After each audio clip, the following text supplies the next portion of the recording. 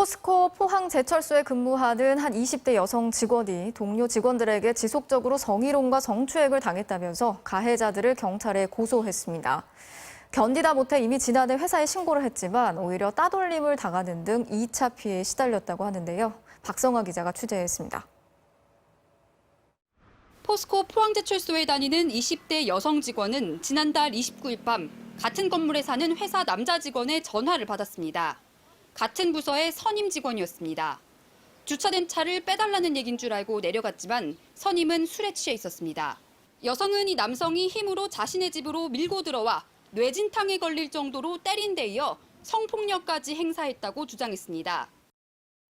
그런데 이런 성폭력 피해는 처음이 아니었다고 여성은 호소했습니다. 남성 직원이 압도적으로 많은 포스코에 입사한 뒤 부서 내 단 한 명뿐인 여성 직원으로 수년 동안 직장 내 성희롱과 성추행에 시달렸다는 겁니다. 여성은 결국 지난 6월 7일 같은 부서 직장 상사 4명을 성추행과 강간 미수 등의 혐의로 경찰에 고소했습니다. 가해자로 지목된 남성들은 성폭력 사실을 부인하거나 가벼운 장난이었다고 밝혔고 일부는 취재에 응하지 않았습니다. 포스코 포항제철소에서 20대 여성 직원이 남성 상사 4명을 성폭력으로 고소한 사건과 관련해 이틀 전 포스코는 뒤늦게 부회장 명의의 사과문을 냈습니다.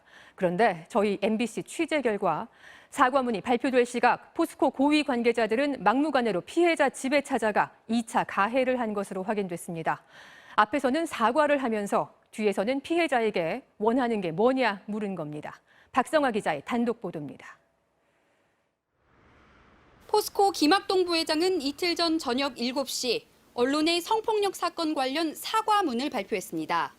피해 직원을 보호하고 관련자들을 철저히 조사하겠다며 사과했습니다. 그런데 비슷한 시각 피해자의 집 앞에 낯선 남성들이 찾아왔습니다. 파란색 상의를 입은 한 남성이 한 건물 1층 주차장에 서성이다 건물 안을 들여다봅니다. 밖에 서 있는 또 다른 남성과 이야기를 나눕니다.